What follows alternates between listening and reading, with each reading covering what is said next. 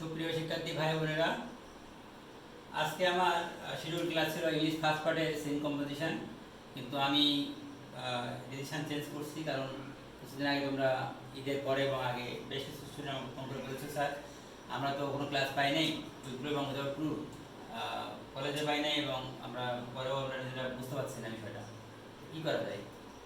তো আমি আসলে এই বিষয়ে ক্লাস নিতে মোটেই আগ্রহী ছিলাম না, কারণ এটা আসলে একটা সুনির্দিষ্ট কোনো গ্রামার না। উইথকুল এবং মুজাফরপুর তোমরা এসএসসিতে করে আসছো, ওখানে দেখছো যে বিভিন্ন রকম আইটেম থাকে, মানে হ্যাঁ বিভিন্ন রকম পার্সেন্টেজ থাকে, শুধু একটা ভাব না।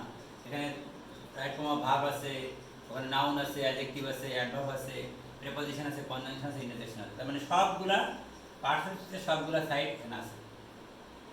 তো উইথকুল এবং মুজাফরপুরে যে আমরা কিছু টেকনিক জানলে আর কিছু রুলস জানলে যেটা পারা যাবে, বিষয়টা এরকম না। ওই যে তোমরা সে টুনি গল্পের মতো, টোনা বাড়িল টুনি পিঠা তৈরি করো, টুনি বাড়িল তো বাজার থেকে ইয়ে আনো, কী বলে তেল আনো, লবণ আনো, হ্যাঁ ময়দা আনো, আগুন আনো, তবে পিঠা তৈরি করো। তা আমাদের এই উদ্যোগ করতে গেলে শুধু রাইট ফর্ম ভাব জানলে হবে না।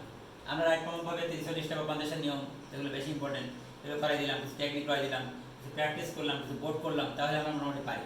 কেমন? কিন্তু এখানে দেখো একটা ক্লুর মধ্যে, একটা গ্যাপের মধ্যে তোমার কি এখানে নাউন হবে না অ্যাডজেক্টিভ হবে না অ্যাডভার্ব হবে, কোন পারসেন্টেজ হবে সেটা ডিপেন্ড করে তোমার যদি ওই কনটেক্সটটা তুমি বুঝতে পারো, তুমি রিডিং করে যদি বুঝতে পারো, অর্থ যদি বলো, অর্থ বুঝতে গেলে কি লাগবে, তোমার ভোকাবুলারি লাগবে। You should have an enriched vocabulary. হ্যাঁ, you should have an enriched vocabulary, মানে তোমার সমৃদ্ধ ভোকাবুলারি বা শব্দভাণ্ডার থাকতে হবে। সেই শব্দভাণ্ডারে 5 থেকে 6টা ওয়ার্ড থাকতে হবে, যেগুলো তুমি সাফিক্স জানো, প্রিফিক্স জানো, সিনোনিম জানো, অ্যান্টোনিম জানো, সেই ওয়ার্ডগুলো তুমি প্রয়োগ জানো। তাহলে তুমি কন্টেক্সচুয়ালি ওইটা পড়ে তুমি বুঝতে পারলে যে ওখানে কোন ওয়ার্ড হবে, উপরের কোন ওয়ার্ডটা হবে উত্তরের ক্ষেত্রে, ওই মানে তোমার বক্সের ওয়ার্ড দেওয়া আছে সব দিকে, আর ওই উত্তরের ক্ষেত্রে তুমি নিজে নিজে কোন ওয়ার্ডটা দিবা সেটা তুমি ডিসাইড করতে পারো। তাহলে আমরা দেখতে পাচ্ছি যে অল্প কিছু রুলস জানলে এখানে কোনো মানে কোনো টেকনিক বা শর্টকাট কোনো উপায় নাই যে আমি এখানে উত্তর পাবো। তাহলে কোনো উপায় কি নাই? অবশ্যই আছে। আমি তোমাদেরকে বলবো, ফার্স্ট অফ অল তোমাদেরকে ভোকাবুলারি মুখস্থ করতে হবে। এই এইচএসসিতে যে ধরনের ওয়ার্ডগুলো বেশি আসে সেই ওয়ার্ডগুলোর একটা ভোকাবুলারি লিস্ট করে সেটা মুখস্থ করতে হবে, নাম্বার 1। নাম্বার 2, তোমাদের যে পার্সেন্টেজ আছে, মানে noun, pronoun, adjective, verb, adverb, preposition, conjunction, interjection, এই 8 প্রকার পার্সেন্টেজের সম্পর্কে থরো আইডিয়া থাকতে হবে, একবার আগাগোড়া ফ্রম বিগিনিং টু এন্ড। কেমন?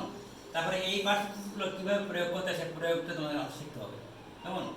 আর কিছু বোর্ড তোমাকে সরাসরি প্র্যাকটিস করতে হবে, সাহস নিয়ে প্র্যাকটিস করতে হবে। করে এভাবে করে তোমাকে মোটামুটি 10-15 দিন প্র্যাকটিস করলে মোটামুটি তুমি একটা আইডিয়া পেয়ে যাবো।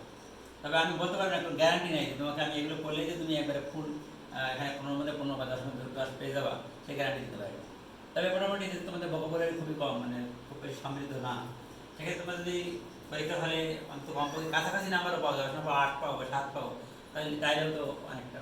সেজন্য আমি বলবো যে আমি আমার নেক্সট ক্লাসে আমি শর্টকাট উপায়ে কীভাবে এটা করা যায় একটা ভোকাবুলারি লিস্ট দিব, তোমরা মুখস্থ করবা, শর্টকাট, খুব বেশি না। আর হলো ওই ভোকাবুলারিগুলো আমরা কীভাবে এই উইথকুল মধ্যে প্রয়োগ করবো, সেই প্রয়োগ বিধি এবং কিছু রুলস, শর্টকাট কিছু রুলস তোমাদের শিখিয়ে দেবো, যে তোমরা এটা পারো। তাহলে আমরা নেক্সট ক্লাসে দেখা হবে। আজকে পর্যন্তই, আল্লাহ হাফিজ।